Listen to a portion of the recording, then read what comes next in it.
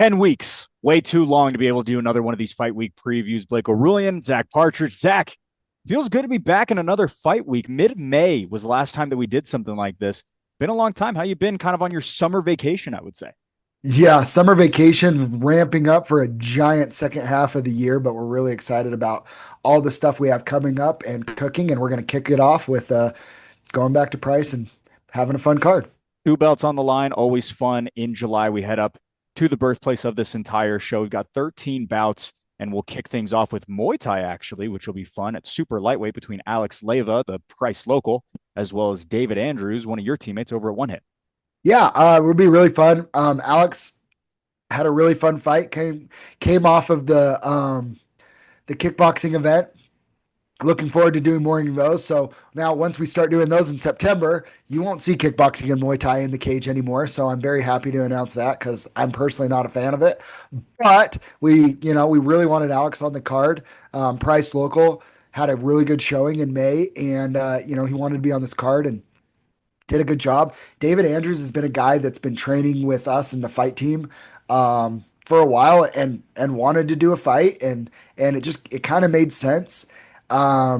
It's really interesting when matching not only debuters but debuters that you train with for myself because I see him in the room and I see him when he's training with myself or Ammon Garcia or Cole Faust or Calvin Taylor or people that that are at a different point as he's getting started, but he's consistent, he works hard, he shows up, and it's something he wants to do, and Coach Aldo thought he was ready and liked the fight. We think it's a fair fight. We got to see Alex, so that's one thing that's always interesting is when a debuter is fighting against somebody with a fight on the record. One side kind of knows a little bit about what the other is about, where the other side doesn't really know. I think it'll be interesting, but we'll see if Alex settles in a little bit more comfortable early, where he has a fight under his belt, and yeah, and we'll see. David could, he does very well in the room, but you never know. It's so interesting with debuters because sometimes they are killers in the room and the lights don't come on. Like I've been told by gyms, like, man, he looked so good in the room, he looked ready, and then in the cage he froze. Vice versa. Some guys are pretty unassuming in the room. I think I was one of those guys. People probably didn't think I was ready to fight, and you know, and did well. So really interested to see this fight. Another one of your teammates making their debut, Mack Newey, alongside Earl Staley. Now, quick little fun fact for you, Zach. Mack Newey, born in 2006. Earl Staley began training martial arts in 2006. That is interesting. Mack was supposed to be fighting on the kickboxing card in May. His opponent pulled out due to weight cut complications, got an unhealthy weight cut, little inexperienced, spent too much time in the sauna, and apparently had to go to the ER. So he got the unfortunate news right before weigh-ins that he wasn't fighting. So we've got him rebooked as soon as we could. Tough guy, late and high wrestler, following Cole Faust's footsteps a little bit, coming over to One Hit. He's been training with us, and then Earl, he's been around for a while. Ironically, has some sort of friendship, if you will, now with Kent, from the Vernal area. And Kent said, "Yeah, he's street fighter. He'll get down. Like he'll show up. He'll get down." So after Mack had somebody pull out, that was a high priority for me is making sure we found somebody that would show up. Earl has been asking to be on a card, was hoping to be on a card with Kent for a while. So this could be a good introduction for him to see where he's at. And then I am really excited to see Mack in the cage. Young, strong, talented kid. Don't really know much about what Earl's about though. So another one. We'll see, how they look in the room, training, getting ready versus once the lights are on them. We'll see. Few more first timers down at lightweight. John Elkins alongside Cade Olsen. Cade Olsen, another guy out of Price, Utah. He's down 15 pounds from when he made his kickboxing debut at our last Challenger Series show. As for John Elkins, one of four out of Excite MMA on this card. Yeah, bunch of excited MMA guys. John Elkins been super good to work with. Cade Olsen had a tough fight against Tristan McDonald in that kickboxing match. I mean, to be honest, I was very impressed with Tristan. I think he showed a lot better striking than he had, and you could see that where, Cade, getting his feet wet. I think that's a really good experience. And again, it's why we're doing these kickboxing Muay Thai shows in the ring. You get the newer guys that are newer to training and newer to the sport get their feet under them in a kickboxing Muay Thai fight before they step into the cage for MMA. And I am interested to see the improvements that Cade is able to make. I love the activity from all these guys, David Andrews, Cade Olsen. We'll talk more about, at least one more. Couple of them, Maybe yeah. nope, two, a couple of them coming up, that we're on that May card, just rolling camp into camp. I think that's so important in a young fighter's career is to stay active. You get better in between camps, you develop skills. And then once you get into camp, you kind of game plan and then you focus. But to roll these back to back, a big advantage I feel in my own fighting, at least for me, is the familiarity of fighting, right? Getting used to the weight cut and then the fight day nerves and sitting in the locker room waiting and then the warm up. And when you've done it recently, it helps. That is one aspect that it definitely helps. So I'm interested to see what improvements we see from Cade Olsen. And obviously, if you're coming from Excite MMA, we know you're going to be tough. You're going to be gritty. You're going to be in shape. We're going to see. It'll be fun. Speaking of staying active, Ruben Rivera, another one of those guys who fought just Yep. 10 weeks ago out of Rise Boxing, 1-0 in kickboxing. We'll see how he looks in the small gloves alongside another one of Excite MMA's guys in Amos Montoya. I think I've got that right. I'm not 100% sure. We'll get it verified in a couple of days. Amos, scrappy wrestler, loves to get after it from what I understand. Again, you have a wrestling background, you combine that with the guys that Excite, like I said, all of them, gritty, cardio is good. They're going to be tough as nails. That Carson holds his amateurs to probably one of the highest standards when it comes from as far as showing up and putting in work. The guys from their gym, they've had a lot of success at Fierce, especially debuters, because they come in incredible shape and they can push a pace. Ruben had, man, I don't know if you ever take the time to count. He had to have thrown almost 300 strikes Yeah. in that kickboxing match. I mean, he fought at a very high pace himself. And while obviously by the third round it slowed down a bit, he still had enough to keep his foot on the pedal. And um, I like this fight. I'm very interested to see where it's at. I'm interested to see where Ruben's grappling's at because from what I understand, that's Amos is gonna take it there. So we've seen Ruben striking, and we'll see how they perform. All right, fight five. I think this one is raising a lot of eyebrows, specifically Nikia August fighting once again in her backyard. Now trains out of One Hit, moved up north, but is from Price and has been around there for the majority of her life. She's making her MMA debut alongside Brianna Woodby out of Montana. Yeah, but Nikia is Nikia Kiwi. We call her Kiwi. She's been it's been a lot of fun to have her at One Hit. She's doing great. Working on things. Her striking is honestly I feel like it's pretty advanced as far as for MMA. Like I think her striking's been there for a while to do this, and I think she's 1-1 in kickboxing. Um, I actually think since she's put on the small gloves, she's been even better and more effective. She hits hard, and one thing that she doesn't shy away from that is really fascinating.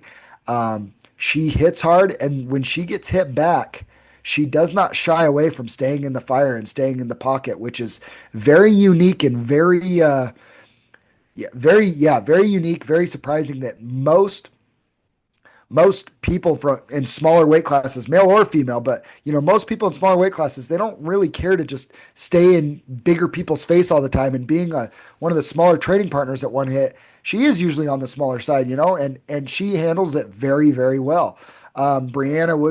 Brianna coming down from Montana, a lot more experience in jiu-jitsu competitions and things like that, which is where Nikia wants it on the feet. I think Brianna wants it on the ground. So going to be a classic. I think the person that wins this fight is the one that can execute their game plan and keep the fight where they want it. Another really, really exciting one. Virginia Rodriguez out of Team No Excuse in Nampa, Idaho, alongside Roxy Sosa, who looks to get into the win column after her debut loss just a couple of weeks ago. Yeah, Roxy Sosa and Virginia, both of them coming off losses in the fierce cage of their last fights, but both of them showing a lot of toughness and a lot of heart.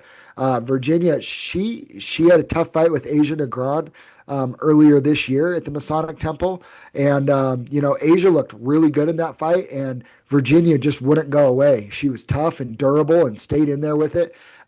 Roxy, who sustained an injury in her fight with Nicole Fuga, fought somebody with way more experience in MMA than her for her debut fight. I thought showed a lot of toughness and showed a lot of good things to build on for a young amateur. Really, I'm very intrigued by this one. I think the fans getting these back to back female fights. I think the fans are in for a treat with a couple back to back, bangers. Talk about bangers. Headlining the prelims. Jesus Craterol, who we both have glowing reviews of alongside Parker A. Beglen, who got a debut win in Price last year. Excited to see him back. Another fun clash at 225. Yeah, I mean, Parker, who he was supposed to fight on the crown card, I believe, last February, sustained an injury, back healthy, ready to go. And it sounds like wants to get pretty active. And after this, hopefully, things go his way. He was hoping, searching for another fight later this year. Jesus staying super active. I think he's right along the same path. I mean, his coach is already putting his name in for future dates later this year as well, depending on health and availability from that. So, Jesus, for me, he was a real highlight for that May show. I mean, he was fun, adamant, gets on the mic after 1-0, calls for the title shot. Not getting it yet, but I love that he wants it, and making his way down to probably be an eventual 205er, just like Parker. I really like the 225 cruiserweight division for those guys that 205 is a big cut, but are smaller heavyweights. I think it makes a lot of sense. I could see Earl and Mack, both of them potentially fighting Parker and or Jesus in the future as well. So at 205 or 225. So I am very interested in that. This fight's a lot of fun. Jesus is he's kind of a wild card too. You don't, all you know is he's going to bring a lot of fun. He's going to fight hard and be entertaining.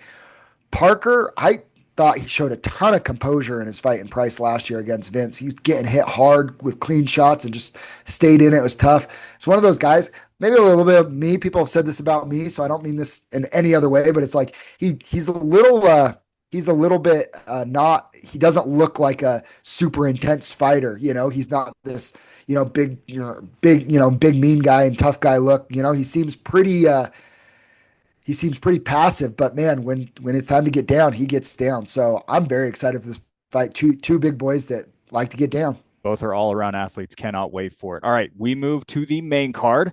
Bantamweight of 135 pounds, Nico Suascoon, Callan Curtis. Callan, one of the final locals over there for Fierce on this card. As for Nico Suascoon, moving down 10 pounds for this matchup. Yeah, Nico wasn't quite big enough to stay at featherweight. Ball G, Father, Callan Curtis, who I thought didn't get his hand raised in May at the kickboxing, but he showed a lot of improvement and he did a lot of really good things as well against Aiden Egler in that kickboxing match. Won a really tough, scrappy fight in Price last year. You can see where he's grown and gotten better. I think there's a really interesting matchup too. Nico is so short. Callan's a pretty tall bantamweight, if I'm not mistaken. From what I remember, I think that's interesting. Both of them are grapplers as well. So sometimes when you get two grapplers, you see a lot more on the feet. So I'm really excited about for this fight. I think it's going to be a lot of fun. I think it's going to be high pace for as long as it lasts, and you're going to see a lot of scrambles, a lot of exchange, a lot of excitement. All right, next 3 of 4 are going to be rematches. This one really piques the interest of myself, who was there for the first one. Brendan Myers, Dietrich Jessup, they were just young debuters at the time in October of 2022. They have now both amounted to 7 and 8 fights respectively, and now they meet in the middle once again. Brendan Myers looking to even the score. Dietrich Jessup looking to take a 2-0 lead. they've just been on this like collision course too for the past little while that you knew this rematch was coming eventually. And they've both become just such fan favorites and promotion favorites. We love both of them. We all, I trained with Dietrich. You've trained with Brendan. Love Brendan. I've always loved Dietrich and those guys. It's almost been one of those. I mean, at one point when it looked like that fight might happen earlier this year, I kind of held it off because I hate watching I two don't guys want that I know fight. I hate it. we're Like, we're I we're don't want to fi- see anybody lose. we're filming this before Dustin and Max, but it's very similar to that where it's just like I don't want to Yeah. see either of these guys take a loss, Yeah. you know? But it's good and they're good sports about it. And I love like they've been very friendly and professional and stuff too. Like I've seen them interact a little bit, they've been on same I believe they've been on other cards together, or been around each other cornering or whatever. And very always, I good relation. It's the good thing. The good things about fighting is like these two. You know what I mean? They're gonna go in there and they're gonna compete and do their thing. Similar, Brendan obviously higher level jujitsu for amateur MMA. Has some really slick wins and things like that.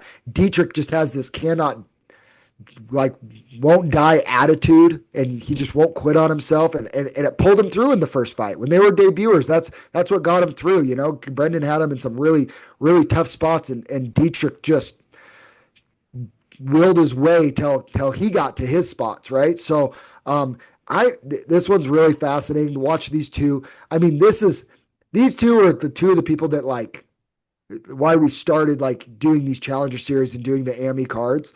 And they were on that very, I think the second challenger series that we had at the high school, the third one. It was Challenger Series 3, which was the second one we had at the high school. Yeah. And, just watching both of them grow. I mean, like you said, hate to see either of them lose, but at the same time, I think it's such a treat to watch their paths go and meet again. And as Brendan, tries to settle the score at 1-1, and then gosh, then we'll have to do it again. I don't want to do that either. So I don't know. We'll see. I think it's gonna be a really good fun fight though. Maybe a trilogy is pros at some point down the line. Maybe Who that's knows? probably a better idea. That's a better idea. All right, we rinse and repeat another rematch here, October of 2022, once again in Hannah Silva and Chloe Becker. Becker getting a win last year in the Fierce Cage alongside Allie Downs. As for Hannah Silva, her 12th amateur walk. She has more amateur walks than any other female in the state of Utah by a large margin.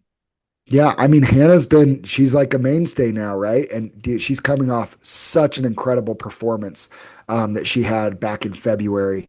Um, Really just toughed out a win against Casey Pierce. I mean, I think somebody said like this that was the greatest come from behind win in Fierce history. And I remember Agree. being like, I don't know, like Hannah. And then like you go back and rewatch the fight, and it's like, dude, Hannah, yeah, she's tough. If anything, she has her skills and she has a thing, but man. She is one tough girl. Good luck getting her out of there. The thing when you beat Hannah is you really have to beat her. She will not give you anything, right? Chloe, experience, been training a long time. I'm really interested to see if she, closes that gap from where they were. I believe Hannah submitted her back in 2022. Yes. Yes, Correct. she did. Now Chloe has a lot more experience. I'm very interested to see if that where she's grown and closed that gap in that matchup. Where last time she fought for us against Allie Downs, she was the more experienced one. So it paid off. I think her experience got her the win. She just her fight IQ, cage experience, things like that. She outpositioned Allie, got the wins. Now we're going to see her against the more experienced person, and we'll see how much she's grown since then. Really excited. Third female fight of the card. A lot of fun. Next one is very, very exciting. Amateur heavyweight title is on the line. Drake Anderton moves up from light heavyweight to heavyweight to face Chris Falla, who has been on a tear for the last 3 fights.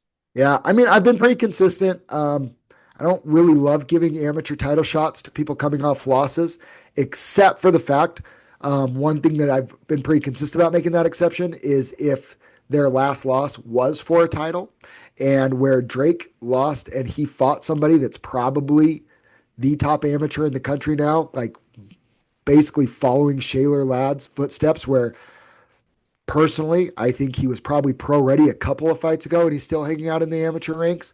Um, I thought that was a good experience. I mean, I'm very interested to see Drake's growth off that first loss and being in there with somebody that was the level that his last opponent was. Chris Fallout, basically, he lost his debut fight by being held down, did all the damage, just got out controlled and out positioned. Fixed that, and nobody's been able to deal with him since. So Drake, being with his grappling background, I'm sure his game plan is to get back to that controlling Chris Fallau. Chris also, if you remember, I think his first fight was at 205 I or believe so. 225. 205, I believe. He's like 280 now, cutting down to 265. He's a big boy now. He's full grown heavyweight. That's for sure. So he's powerful. He's athletic. He hits really hard. I'm going to be really interested to see if he's going to be able to keep Drake off of him.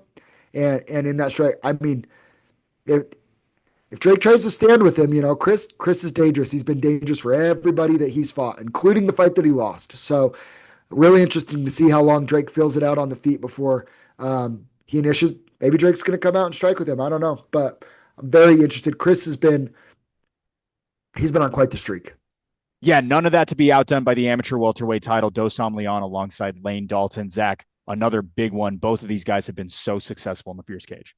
Honestly, there's a lot that I could put a check mark for my fight of the night that I'm looking forward to. Ironically, this is the one that takes the cake for me.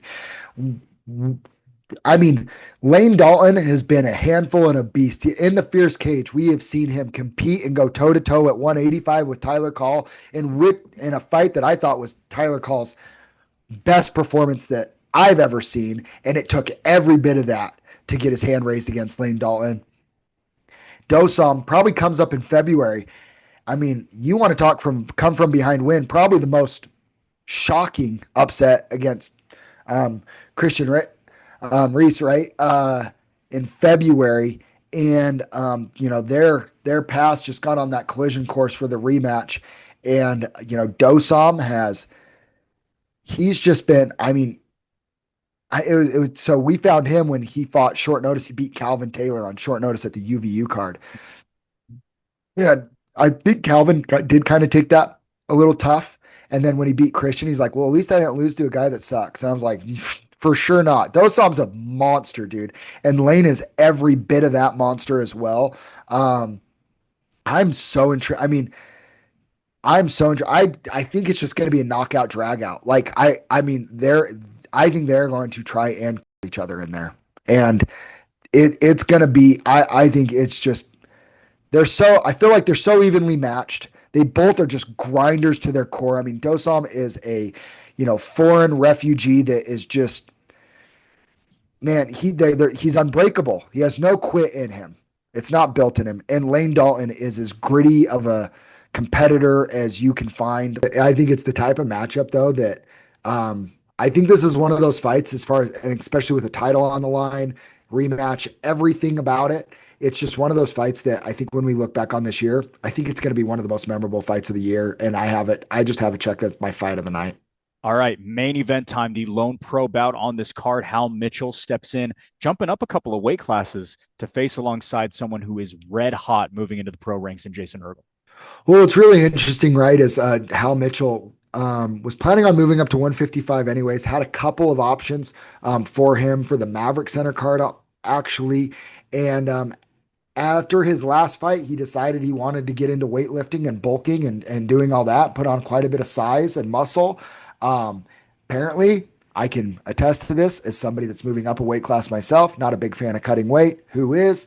Jason Urgle, who I think has contemplated at times if maybe he wants to test the waters at 170. He's a pretty small middleweight. Talked about being open to going down to 180, maybe even 175 on a full camp notice, something like that. So when the Hal Mitchell thing came up and we were looking for opponents for Jason, 180 is a very comfortable cut for him. He's never been a big 185er. And so, we got it to work out, and Hal was more than happy to not cut weight. And, he's heavy handed. He's going to come in and he's going to throw bombs. And, it's going to be on Jason to, execute his game plan once again. Looking forward to a Fierce Challenger Series 15 back in Price, Utah. We do this once a year. Always such a fun show to do. Zach, really quickly, I should have done this at the top, but when you think about Price, Utah, Andrew Mickelson, Chris Chu, Nasir Davis, Jackson DeGray, we've had some classics up there over the past couple of years. Really have. Yeah, I haven't even thought about that. But yeah, it seems like every time we're there, um, both times we've been there, we've had some all timers, and obviously that's it's where Fear started, and it's why we keep going back there. I think there's a couple of fights on this card. Dietrich Jessup, Brendan Myers, Dosam Lane, Jesus and Parker. I think that they're and I'm probably missing one. Callan Curtis, Nico. Chloe and Hannah. I think that there are a lot of fights and a lot of matchups that we're gonna get another fan favorite, awesome memory fight. Maybe a couple of them. So good. Looking forward to it. Zack Partridge, thank you so much. We'll see you on Saturday night. Yes, sir.